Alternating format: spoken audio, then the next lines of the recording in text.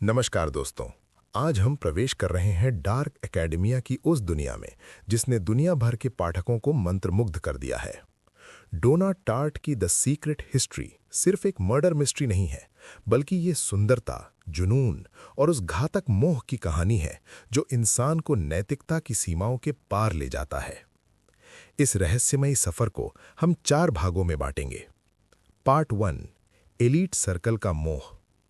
बर्फ पहाड़ों पर पिघल रही थी और बनी कई हफ्तों से मरा पड़ा था।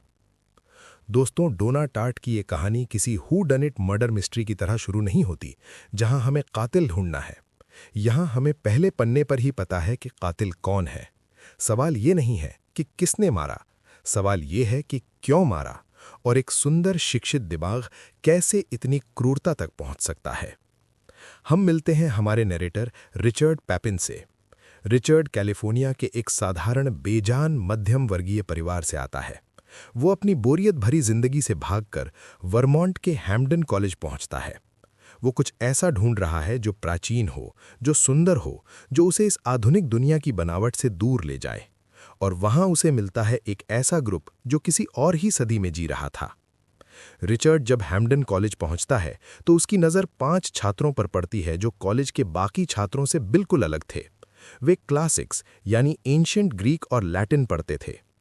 फर्स्ट, हेनरी विंटर इस ग्रुप का दिमाग, अमीर, बेहद बुद्धिमान और खामोश। वो ऐसा लगता है जैसे वो सीधे 19वीं सदी से निकल कर आया हो। दूसरा, बनी कॉर्कोरन, एक हंसमुख, शोर मचाने वाला, लेकिन अंदर से बहुत चालाक और दूसरों पर निर्भर। तीसरा, फ्रांसिस, लाल बाल, नज़ाकत और पुरानी जागीरों का वारिस। और चौथा, चार्ल्स और कमिला, जुड़वां भाई बहन। उनके बीच का रिश्ता बहुत ही गहरा और रहस्यमयी है। वे हमेशा सफ़ेद कपड़ों में होते हैं, जैसे कोई प्राचीन मूर्ति। रिचर्ड उनके साथ जुड़ना चाहता है। उसे लगता है कि अगर वो इस ग्रुप का हिस्सा बन गया तो वो भी उस सुंदरता का हिस्सा बन जाएगा। लेकिन उसे नहीं पता कि जिस दरवाजे को वो खटखटा रहा है उसके पीछे सिर्फ ज्ञान नहीं, बल्कि एक गहरा अंधेरा भी है। इस ग्रुप के केंद्र में थे उनके प्रोफेसर जूलियन मोरो। जूलियन सिर्फ एक टीचर नहीं थे, वे एक कल्ट लीडर की तरह थे। उन्होंने इन 5 छात्रों को कॉलेज की बाकी दुनिया से पूरी तरह काट दिया था। वे सिर्फ जूलियन से पढ़ते थे, जूलियन के साथ वक्त बिताते थे। जूलियन उन्हें सिखाते थे कि जीने के लिए मरना जरूरी है। प्राचीन यूनान के लोग उन्माद की तलाश में खुद को भूल जाते थे। वो उन्हें आधुनिक दुनिया की नैतिकता से ऊपर उठने की प्रेरणा देते थे। रिचर्ड बहुत मशक्कत के बाद इस क्लास में दाखिला पाता है। उसे लगता है कि उसने स्वर्ग पा लिया है। उसे जूलियन की बातें किसी दैवीय ज्ञान की तरह लगती हैं। लेकिन दोस्तों, यहीं द सीक्रेट हिस्ट्री का सबसे बड़ा सबक छुपा है। जब आप सुंदरता की पूजा करते हैं तो अक्सर आप सच को भूल जाते हैं। जूलियन ने उन्हें ये तो सिखाया कि सुंदर क्या है, लेकिन ये नहीं सिखाया कि सही क्या है। रिचर्ड इस ग्रुप में शामिल होने के लिए अपनी पहचान बदल देता है। वो झूठ बोलता है कि वो एक अमीर परिवार से है। वो हेनरी के साथ घंटों लाइब्रेरी में बिताता है। वो फ्रांसिस के महंगे विला में छुट्टियां मनाता है। उसे लगता है कि वो इन लोगों का दोस्त बन गया है।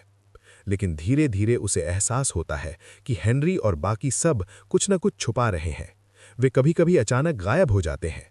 वे आधी रात को जंगलों में जाते हैं। उनकी आंखों में एक अजीब सा डर और थकान है, विशेष रूप से बनी, जो ग्रुप का हिस्सा है, लेकिन बाकी सब उसे नापसंद करने लगे हैं। रिचर्ड को लगता है कि ये कोई मामूली छात्र राजनीति है। उसे अंदाजा भी नहीं है कि हेनरी एक ऐसी रस्म की योजना बना रहा है जो उन्हें हमेशा के लिए गुनहगार बना देगी। वे बैचनल करना चाहते हैं, एक ऐसी स्थिति जहां इंसान शराब, संगीत और उन्माद के जरिए अपनी चेतना खो देता है और देवताओं से मिलता है। बनी कॉर्करन इस ग्रुप का सबसे कमजोर और सबसे खतरनाक कड़ी था। वो अमीर नहीं था, लेकिन वो हेनरी के पैसों पर ऐश करता था। वो हेनरी का मजाक उड़ाता था, ग्रुप के राज खोलने की धमकी देता था। हेनरी जो हर चीज को परफेक्ट रखना चाहता था, उसे बनी का ये बर्ताव चुभने लगा था। रिचर्ड देखता है कि ग्रुप के बाकी 4 सदस्य यानी हेनरी, फ्रांसिस, चार्ल्स और कमिला आपस में कुछ गुप्त योजनाएं बना रहे हैं। वे बनी को अकेला छोड़ रहे हैं। रिचर्ड के मन में सवाल उठते हैं, क्या ये लोग सच में प्राचीन देवताओं की तलाश कर रहे हैं या फिर ये अपनी ही बनाई हुई दुनिया में पागल हो रहे हैं। एक रात रिचर्ड को पता चलता है कि हेनरी और बाकी 3 लोग सप्ताहांत पर गायब थे। जब वे वापस आते हैं तो हेनरी के हाथ खून से सने होते हैं और यहीं से रिचर्ड की सीक्रेट हिस्ट्री का वो हिस्सा शुरू होता है जिसे वो कभी नहीं भूल पाएगा। दोस्तों, द सीक्रेट हिस्ट्री का पहला भाग यहाँ खत्म होता है। रिचर्ड ने उस एलीट सर्कल में प्रवेश तो पा लिया, लेकिन अब वो उस राज का हिस्सा बन गया है जिसकी कीमत सिर्फ खून से चुकाई जा सकती है। बैचनल के दौरान उनसे एक गलती हो गई है। एक किसान मारा गया है। क्या रिचर्ड अपने दोस्तों का साथ देगा? क्या वो पुलिस को बताएगा, या फिर वो उस मर्डर को भी एक क्लासिक ट्रेजेडी मानकर हेनरी के साथ मिल जाएगा? अगले भाग यानी पार्ट 2 में हम देखेंगे उस अनजाने कत्ल के बाद का खौफ। हम देखेंगे कि कैसे बनी उस राज को ढाल बनाकर हेनरी को ब्लैकमेल करेगा और कैसे ये ग्रुप एक और कत्ल की योजना बनाएगा। अगर आपको डार्क एकेडमिया और इस रहस्यमयी दुनिया की शुरुआत पसंद आई है तो कमेंट्स में लिखें ब्यूटी इज टेरर। दोस्तों, अब शुरू होता है द सीक्रेट हिस्ट्री पार्ट 2, प्राचीन रस्में और वो पहली गलती। दोस्तों, क्या आपने कभी सोचा है कि बहुत ज्यादा पढ़ाई और बौद्धिक अहंकार आपको पागलपन की हद तक ले जा सकता है? हेनरी विंटर और उसके ग्रुप के साथ यही हुआ। वे सिर्फ किताबों में बैकेनल के बारे में नहीं पढ़ना चाहते थे, वे उसे जीना चाहते थे। वे उस स्थिति तक पहुंचना चाहते थे जहां इंसान अपनी चेतना खो देता है और प्राचीन देवताओं जैसा महसूस करता है। कई हफ्तों की कोशिश, उपवास और दवाओं के इस्तेमाल के बाद उस रात उन्होंने कामयाबी पाई। वे जंगल में नाच रहे थे। वे भूल चुके थे कि वे 20वीं सदी के कॉलेज छात्र हैं। उन्हें लगा कि वे यूनान के उन प्राचीन मैदानों में हैं जहां सिर्फ प्रकृति और उन्माद का राज है। लेकिन तभी उस धुंधली और पागलपन भरी रात में कुछ ऐसा हुआ जिसने उनके स्वर्ग को नर्क बना दिया। उन्हें लगा कि उनके सामने कोई पशु या कोई साया है। उस उन्माद में उन्होंने उस साये पर हमला कर दिया, लेकिन जब उनकी चेतना वापस आई और सुबह की पहली किरण फूटी तो उन्होंने देखा कि वहां कोई साया नहीं था, वहां एक इंसान की लाश पड़ी थी। वो एक स्थानीय किसान था। जब हेनरी ने रिचर्ड को यह सब बताया तो रिचर्ड को सबसे ज्यादा डर हेनरी की शांति से लगा। हेनरी ने इसे एक ट्रेजेडी की तरह पेश किया, जैसे ये किसी पुरानी किताब का हिस्सा हो। उसने कहा, रिचर्ड, वो इंसान गलत समय पर गलत जगह था। हम होश में नहीं थे। क्या हम अपनी पूरी जिंदगी और अपना भविष्य एक ऐसी गलती के लिए बर्बाद कर दें जो हमने जानबूझकर नहीं की? यहीं पर रिचर्ड की नैतिकता यानी मोरालिटी की परीक्षा थी। उसने पुलिस के पास जाने के बजाय हेनरी के साथ रहने का फैसला किया। क्यों? क्योंकि वो उस ग्रुप का हिस्सा बने रहना चाहता था। वो उस एलीट सर्कल से बाहर नहीं होना चाहता था। लेकिन फ्रांसिस, चार्ल्स और कमीला उतने शांत नहीं थे। वे अंदर से मर रहे थे। चार्ल्स ने शराब पीना बहुत ज्यादा शुरू कर दिया था और कमीला की आंखों में एक अजीब सा खालीपन आ गया था। उन्होंने उस लाश को वहीं छोड़ दिया, ये सोचकर कि कोई उन्हें कभी नहीं पकड़ पाएगा। और शायद वे बच भी जाते अगर बनी बीच में ना आता। बनी उस रात उनके साथ नहीं था। हेनरी ने उसे नहीं बुलाया था क्योंकि हेनरी को पता था कि बनी बहुत कमजोर है, और यही हेनरी की सबसे बड़ी गलती थी। बनी को जब पता चला कि ये चारों उस रात गायब थे तो उसका दिमाग चलने लगा। बनी कोई बहुत बुद्धिमान गणितज्ञ नहीं था, लेकिन वो लोगों की कमजोरियों को भांपने में माहिर था।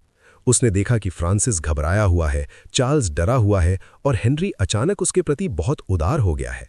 हेनरी उसे महंगे डिनर खिला रहा था, उसके कर्ज चुका रहा था।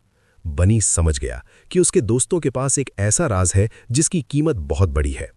बनी ने उन्हें ब्लैकमेल करना शुरू कर दिया, सीधे तौर पर नहीं बल्कि छोटे छोटे तानों से। वो कहता, हेनरी, उस रात तुम कहाँ थे? सुना है जंगल में कुछ बुरा हुआ है।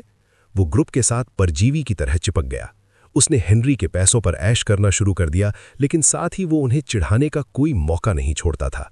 चीजें तब हाथ से बाहर निकल गईं जब हेनरी बनी को लेकर इटली गया। हेनरी को लगा कि शायद वहां बनी का मूड ठीक हो जाएगा और वो चुप रहेगा, लेकिन इटली में बनी और भी खतरनाक हो गया। वो सबके सामने हेनरी का अपमान करता, उसे कातिल जैसे शब्दों से चढ़ाता। रिचर्ड जो बाद में वहां पहुंचा, उसने देखा कि हेनरी की सहनशक्ति खत्म हो रही है। हेनरी जो अपनी जिंदगी को एक कला की तरह जीता था, अब एक ऐसे इंसान के चंगुल में था जो उसके वजूद को मिटा सकता था। बनी सिर्फ उनके राज का मालिक नहीं था, वो उनके अहंकार को चोट पहुंचा रहा था। फ्रांसिस ने रिचर्ड से कहा, बनी हमें जेल पहुंचाकर ही दम लेगा, वो पागल हो चुका है। और यहीं पर इटली की उन सुनहरी गलियों के बीच हेनरी ने वो फैसला लिया जिसने इस कहानी को एक डार्क मर्डर मिस्ट्री बना दिया। हेनरी ने तय कर लिया कि बनी को मरना होगा। जब वे वापस वर्मोंट लौटे तो माहौल बदल चुका था। अब सवाल सिर्फ उस किसान का नहीं था, अब सवाल उनकी अपनी आज़ादी का था। हेनरी ने ग्रुप को इकट्ठा किया और साफ शब्दों में कहा, बनी हमें तबाह कर देगा, या तो वो बचेगा या हम, और मैं जेल नहीं जाना चाहता। रिचर्ड सन्न रह गया। वो अब सिर्फ एक राजदार नहीं था, वो एक साजिशकर्ता बन रहा था। उसे बनी से नफरत नहीं थी, लेकिन उसे हेनरी से डर लगता था और बाकी ग्रुप के लिए सहानुभूति थी। उसने भी इस योजना में हामी भर दी। उन्होंने तय किया कि वे बनी को जंगल में ले जाएंगे, उसी ऊंची पहाड़ी की चोटी पर जहां से खाई गहरी है। वे इसे एक हादसा दिखाएंगे। वे दिखाएंगे कि बनी नशे में था और उसका पैर फिसल गया। योजना तैयार थी, लेकिन क्या ये लोग सच में अपने ही एक दोस्त का खून बहा पाएंगे? क्या वे उस मासूमियत को कभी वापस पा पाएंगे जो जूलियन मोरो की क्लास में शुरू हुई थी? दोस्तों, द सीक्रेट हिस्ट्री का दूसरा भाग यहां एक बहुत ही भयानक मोड़ पर रुकता है। साजिश रची जा चुकी है। बनी अपनी मौत की तरफ बढ़ रहा है, बेखबर और लापरवाह। उसे अंदाजा भी नहीं है कि जिन्हें वो अपना दोस्त समझकर चिढ़ा रहा था, वे शिकारी बन चुके हैं। क्या हेनरी की योजना सफल होगी? क्या रिचर्ड आखिरी पल में पीछे हट जाएगा? और अगर वे बनी को मार देते हैं, तो क्या वे उस सीक्रेट हिस्ट्री को हमेशा के लिए दफन कर पाएंगे? अब शुरू होता है द सीक्रेट हिस्ट्री पार्ट 3, बनी कॉर्कोरन का अंत और वो अंतहीन इंतजार। ये कहानी है उस पल की जहां से वापसी का कोई रास्ता नहीं बचता, और वो डर जो इंसान को अंदर से खोखला कर देता है।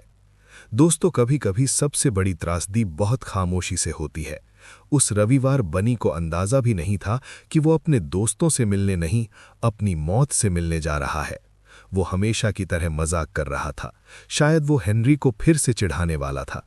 सब कुछ बहुत तेजी से हुआ। वहां कोई लंबी बहस नहीं हुई, कोई आखिरी विदा नहीं हुई। जैसे ही बनी खाई के किनारे पहुंचा, हेनरी ने उसे एक हल्का सा धक्का दिया, सिर्फ एक धक्का। बनी का संतुलन बिगड़ा और वो नीचे उस गहरी खाई में गिर गया। रिचर्ड ने बाद में बताया कि उस समय एक अजीब सी शांति छा गई थी। कोई चीख नहीं, कोई शोर नहीं, बस बनी का शरीर उस बर्फीली चट्टान से टकराया और गायब हो गया। हेनरी अपनी घड़ी की तरफ देखता है और कहता है, चलो अब हमें यहां से निकलना चाहिए। वे हत्यारे नहीं लग रहे थे, वे ऐसे लग रहे थे जैसे उन्होंने कोई बहुत जरूरी काम निपटाया हो। बनी के गायब होने के बाद के 10 दिन किसी डरावने सपने जैसे थे। कॉलेज ने बड़ी सर्च पार्टी का आयोजन किया। पुलिस, छात्र और यहां तक कि FBI भी वहां पहुंच गई। और सबसे अजीब बात क्या थी? हेनरी विंटर उस सर्च पार्टी का नेतृत्व कर रहा था। रिचर्ड को घबराहट हो रही थी। वो देख रहा था कि कैसे उसके दोस्त पूरी दुनिया की आंखों में धूल झोंक रहे हैं। वे बनी के परिवार के साथ बैठते, उनके आंसू पोंछते और साथ में प्रार्थना करते। ये एक ऐसा अभिनय था जो किसी भी इंसान को पागल कर सकता था। लेकिन कुदरत का अपना ही खेल था। उन 10 दिनों तक वर्मोंट में इतनी भारी बर्फबारी हुई कि बनी की लाश दब गई। पुलिस को लगा कि बनी नशे में कहीं भटक गया होगा और ठंड से मर गया होगा। किसी ने भी उन बौद्धिक छात्रों पर शक नहीं किया, क्योंकि वे तो सुसंस्कृत थे। वे कत्ल कैसे कर सकते थे? आखिरकार 10 दिन बाद बनी की लाश मिल गई।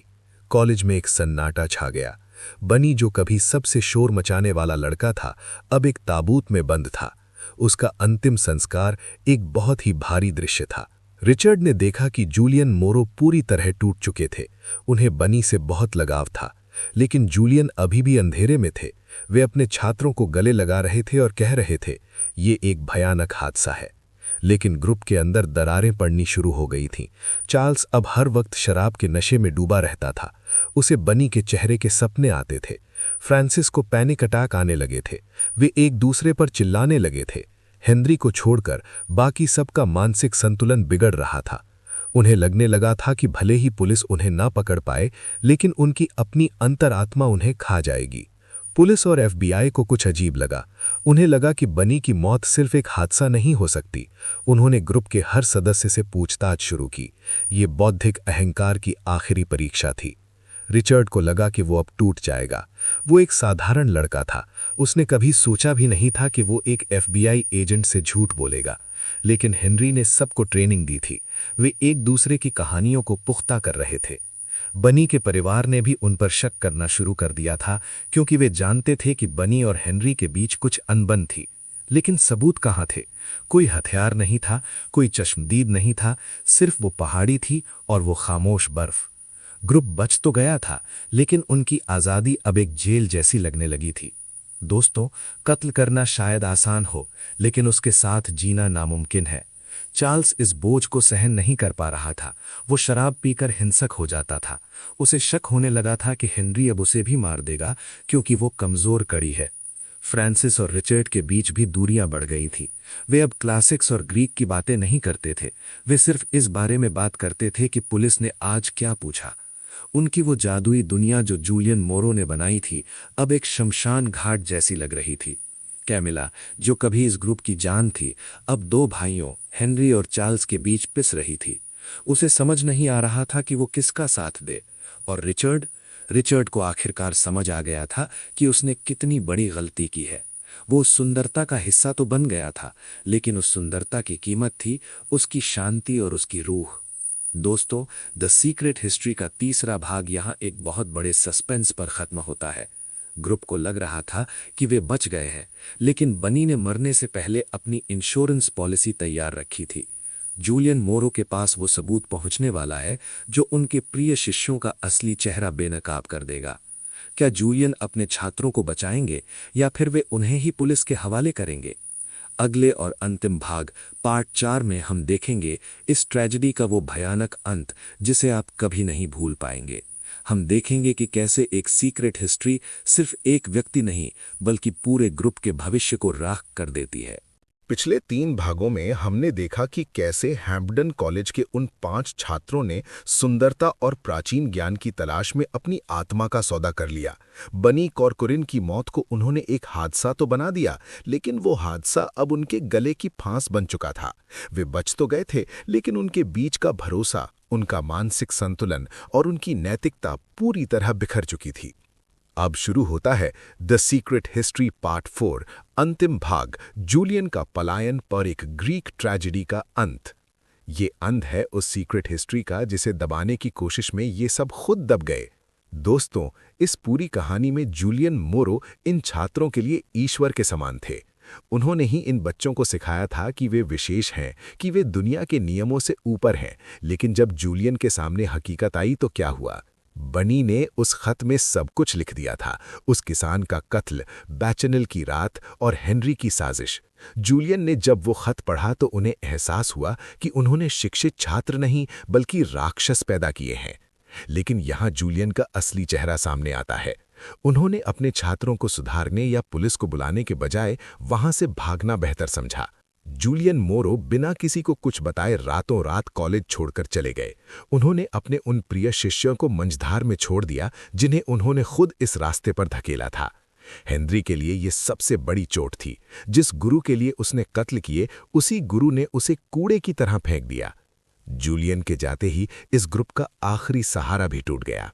बनी की मौत के बाद सबसे बुरा हाल चार्ल्स का हुआ। वो हर वक्त नशे में रहने लगा। उसे लगने लगा कि हेनरी उसे मारना चाहता है। कत्ल का बोझ उसे अंदर से खा रहा था।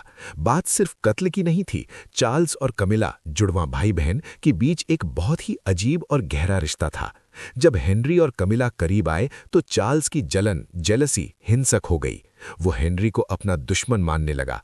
रिचर्ड और फ्रांसिस बेबस होकर ये सब देख रहे थे। ग्रुप अब 2 हिस्सों में बट गया था। एक तरफ हेनरी था जो अभी भी सब कुछ कंट्रोल करना चाहता था, और दूसरी तरफ चार्ल्स था जो सब कुछ बर्बाद करने पर उतारू था। रिचर्ड को एहसास हुआ कि बनी को मारकर उन्होंने समस्या खत्म नहीं की थी, बल्कि उन्होंने अपने ही बीच एक नया बनी पैदा कर दिया था। ये इस कहानी का क्लाइमैक्स है। चार्ल्स गन लेकर हेनरी के पीछे पहुंच गया। उसने हेनरी पर हमला करने की कोशिश की, लेकिन धक्का मुक्की में गोली रिचर्ड को लग गई। कमरे में खून फैल गया। चार्ल्स घबरा गया, लेकिन हेनरी अभी भी उसी क्लासिक हीरो की तरह शांत था। उसने चार्ल्स से गन ली। उसने देखा कि पुलिस आने वाली है, सब कुछ खत्म होने वाला है। हेनरी जानता था कि अब छुपने की कोई जगह नहीं बची है। उसने कमिला की तरफ देखा, उसे आखिरी बार चूमा, और फिर हेनरी विंटर ने गन अपनी कनपट्टी पर रखी और ट्रिगर दबा दिया। एक झटके में इस ग्रुप का दिमाग और लीडर हमेशा के लिए खामोश हो गया। हेनरी ने खुद को मार लिया ताकि बाकी सब बच सकें। उसने कत्ल का सारा इल्जाम अपने ऊपर लेने की कोशिश की ताकि रिचर्ड, फ्रांसिस और कमिला की जिंदगी तबाह ना हो। हेनरी की मौत के साथ ही वो सीक्रेट हिस्ट्री हमेशा के लिए दफन हो गई। पुलिस को लगा कि हेनरी ने डिप्रेशन में आकर जान दी है। चार्ल्स को इलाज के लिए भेज दिया गया। फ्रांसिस, कमिला और रिचर्ड आज़ाद तो थे, लेकिन वे अब कभी एक दूसरे की आंखों में नहीं देख सकते थे। उनका वो ग्रुप, वो दोस्ती, वो महंगी वाइन और ग्रीक कविताएं, सब कुछ उस खून के साथ बह गया। जूलियन मोरो कभी वापस नहीं आए। उन्होंने कभी अपने छात्रों का हाल नहीं पूछा। रिचर्ड को समझ आया कि जिस सुंदरता के पीछे वो भागा था, वो सिर्फ एक भ्रम था। उन्होंने बनी को इसलिए मारा था ताकि वे अपनी दुनिया बचा सकें, लेकिन अंत में उन्होंने अपनी दुनिया भी खो दी और अपनी आत्मा भी। दोस्तों, कहानी के अंत में रिचर्ड हमें बताता है कि उनके साथ क्या हुआ। फ्रांसिस, उसने आत्महत्या की कोशिश की लेकिन बच गया। वो अब एक बेजान जिंदगी जी रहा है। चार्ल्स, वो कहीं गायब हो गया, शायद अपनी यादों से भाग रहा है। कमिला, वो अपने बीमार नाना की सेवा कर रही है। वो अकेली है और उसने कभी शादी नहीं की। वो आज भी हेनरी के प्यार में कैद है। रिचर्ड, वो आज भी उन दिनों को याद करता है। उसे आज भी सपने में बनी और हेनरी दिखाई देते हैं। रिचर्ड कहता है कि उसे पछतावा नहीं है कि वो उन लोगों से मिला, लेकिन उसे दुख है कि उन्होंने उस सुंदरता को हिंसा से कलंकित कर दिया। डोना टार्ट की ये कहानी हमें सिखाती है कि फेटल फ्लॉ क्या होती है। इन छात्रों की कमजोरी थी उनका बौद्धिक अहंकार। उन्हें लगा कि वे भगवान हैं, लेकिन वे सिर्फ इंसान थे। दोस्तों, द सीक्रेट हिस्ट्री का ये सफ़र यहाँ ख़त्म होता है। ये एक ऐसी किताब है जो आपको बंद करने के बाद भी हफ्तों तक परेशान करती रहेगी। ये हमें याद दिलाती है कि ज्ञान अगर नैतिकता से ना जुड़ा हो तो वो विनाशकारी बन जाता है। अगर आपको रिचर्ड, हेनरी और बनी की ये डार्क एकेडमिया दास्तान पसंद आई है तो कमेंट्स में लिखें अ ट्रैजिक मास्टरपीस। इस कहानी को अपने उन दोस्तों के साथ शेयर करें जिन्हें रहस्यमयी और मनोवैज्ञानिक कहानियां पसंद हैं। चैनल को सब्सक्राइब करें क्योंकि द बुक योगी पर ऐसी ही और भी वर्ल्ड क्लास किताबों की सीक्रेट हिस्ट्री आपका इंतजार कर रही है। शुक्रिया। मिलते हैं एक नई किताब, एक नए रहस्य के साथ। जय हिंद।